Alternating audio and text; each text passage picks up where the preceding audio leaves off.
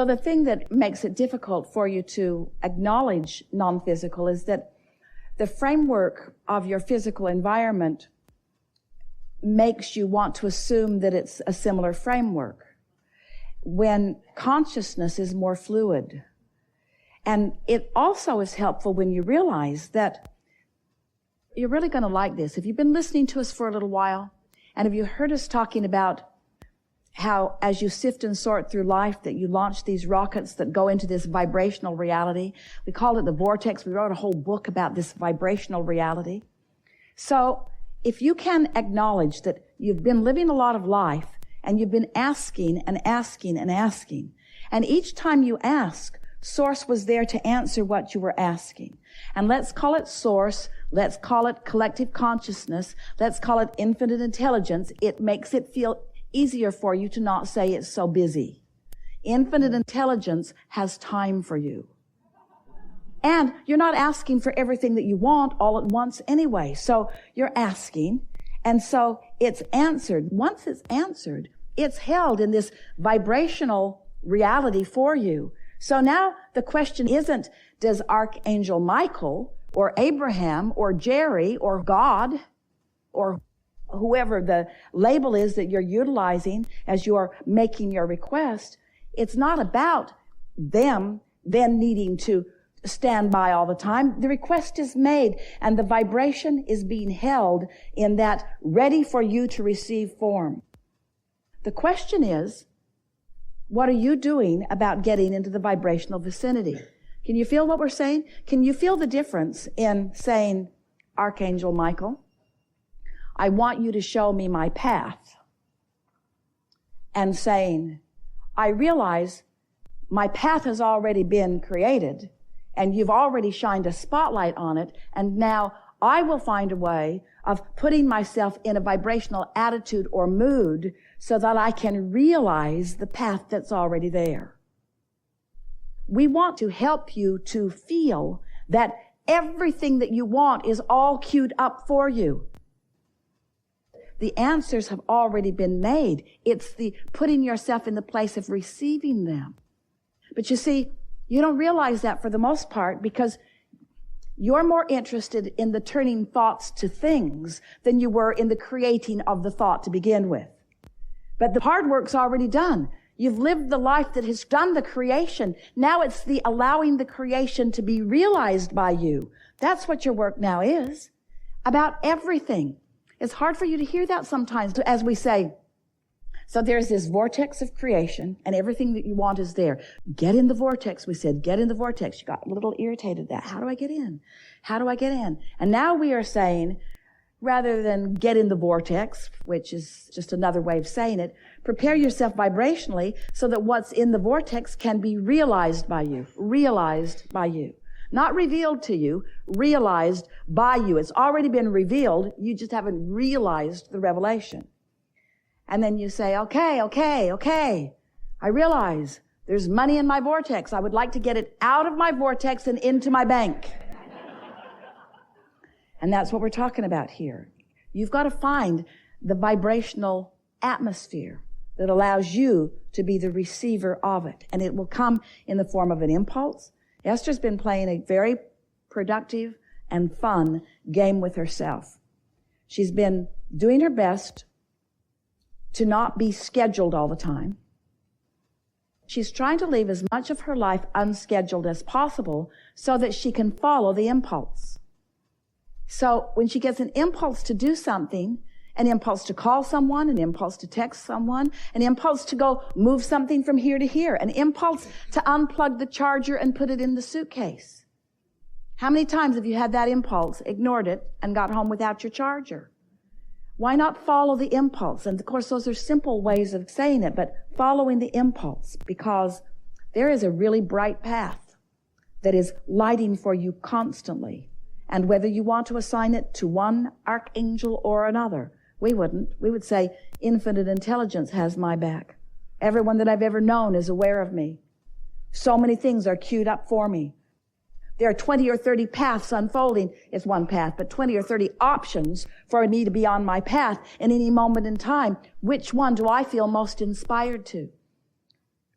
But it takes a little while for you to really get the hang of this, where you start following the path and then noticing, aren't you finding that all the time? Aren't you following an impulse and then later discovering that, oh, that's what that was about. That cued me up for that, and that cued me up for that, and that cued me up for that. Esther played the game for a while. Well, if that hadn't happened, then that couldn't have. And if that hadn't happened, then that couldn't have. Sort of playing it backwards. And we want you to realize that it's always lining up for you. Things are always working out for you. And you don't need to worry about all of us that are watching out with all of you, because there are plenty of consciousnesses who are aware of who you are and what you want. It's our favorite thing to tell you. We know where you stand right now in relationship to everything you want. And we know what the path of least resistance is to get you from where you are to where you want to be. And we want to also say that the path of least resistance does not mean the fastest path or the most direct route, although that's what you want it to mean usually. How can I get rid of the absence of what I want quickly? Or how can I get to the presence of what I want? And we say, don't you really want some of the path? Sometimes you feel like changing that condition would make you feel so much better. But we want you to realize that you can feel better right now, whether you change the condition or not. And if you can hear that, the condition does not have to change for you to feel better. And if you can hear that, and you can find a way to feel better, even though the condition hasn't changed, now you have mastered unconditional alignment, unconditional love. And when you master unconditional love, all kinds of conditions will reveal themselves to you. But there's a difference between needing the condition to be different so that you can feel good and feeling good and creating the condition. Can you hear it? It's just a little bit of time before you get this turned around, where you're just feeling a series of feelings, such as fun or interested. Do you really care if you're having fun? Isn't that a good way to spend this moment in time? If you're fascinated with something, isn't that a really good way to spend this moment in time? If you're exhilarated about something or passionate about something, do you really care where you're standing while you're feeling that way? Do you really need to be looking right in the face of someone to feel that way? Or is feeling that way as you imagine looking in the face of them? Isn't that worth something too, you see? It is so lovely to live unconditionally, to discover that the emotion that I feel can be achieved within me because I have the ability to focus myself there. And we would also like to say to you, you may or may not be ready to hear this, but we're going to lay it on you anyway. If it were not for all the conditions that you have trained yourself into believing were necessary, you would be happy all the time. Unconditional love is the most natural way that, look at the beasts of your planet. Look at them. They're happy. They're happy. Look at the little ones. The younger they are, the happier they are. Unless you start training them to believe that their happiness is dependent on this condition and this condition, then they'll turn into little monsters really fast. You all do, you see. Unconditional happiness. I want you to be happy because it is your nature. No, I need you to do something nice for me that makes me feel happy. Well, what does feeling happy feel like? Well, it feels different than the way I feel right now because you're not doing anything nice to make me feel happy. But do you ever remember being happy? Yeah, when you were doing nice things for me. Well, has there ever been anything fun? Like, what's fun? What's fun? Have you ever done anything that's fun? If you can get somebody to think about what has been fun. You have the ability to conjure an emotion within you without a condition, do you? This is really the exercise that we're wanting you to ask yourself. Can you? The other day, Esther was sitting. She was writing, doing some of her processes with us. She had brought herself to a place of really feeling wonderful. And then she looked out and she noticed these beautiful bronze cranes that an artist made that are on the rocks on the other side of her pool. And she was looking at them. They are so perfectly created that if you didn't know better, you would think that they were really two cranes just standing there for a minute.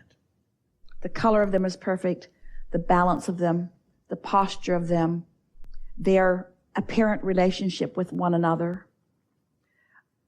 she just could barely take her eyes off of them for quite a while. She just enjoyed them. And then she was looking at the pool. The pool is a zero-edge pool. So if you're standing on the edge of it, you might be actually standing in it because the water comes out over the first tile. And then it drops off into a water garden. And so it has this infinity edge. And Esther was looking at it and just appreciating the perfection of it. The laying of those tiles was so interesting. Everything had to be in perfect balance in order for this pool to function the way it does. And it is so beautiful. The way the light captures it, because there's no shadow, the way the water is straight across. She's looking at that and she's just devouring it. She can barely believe her good fortune at having something so beautiful right outside her door. And then she looked up and here these magnificent oak trees and a red cardinal in one and something over there. And then she said, Abraham, these are conditions that I'm focused upon. So am I having conditional love or unconditional love? And we said the difference is you found the love before the conditions came into your awareness. You weren't using the conditions to conjure the love. So the question is, are we asking you to find the condition that then generates the emotion? Or are we asking you to find the emotion in its purest form, because you can, in order to then get the momentum going to attract the other? We've said to you for a while, and we can see why there's some controversy within you about this, but we're going to work the bugs out of it for you. We've said to you, first there is the thought, and then you have the feeling response.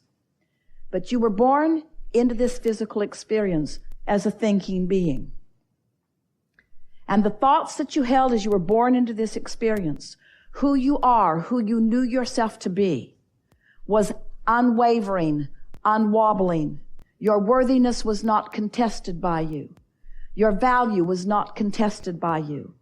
Your anticipation of what this life would be like for you was not in controversy within you. So you were born with this general sense of well-being, which for most has eroded as you have demanded that the conditions change so that you can have a feeling response to the condition. We know we have said this dozens of times already in the short time that we have been together. But the reason that we keep repeating it is because we want more than life itself for you, because it is life itself for you.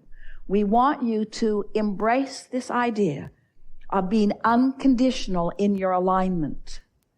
Because once you get it, every condition in your life will rally to support the alignment that you've discovered in not needing the conditions to be there in order to find the alignment.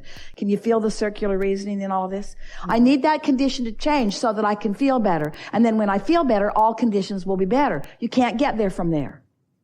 You cannot get there from there. I feel good here. And law of attraction will add momentum to that. And eventually, the momentum of that wobble-freeness will evolve into conditions that will be wobble-free. There. We almost said it the best that it could be said. There's wobble in all conditions. That's why you need unconditional love. So if you get unconditional love where there's no wobble, and you focus there because now you know how, then law of attraction will respond to that love which is wobble-free, and then the conditions that are generated by that wobble-free will be joyful conditions. Really good conversation.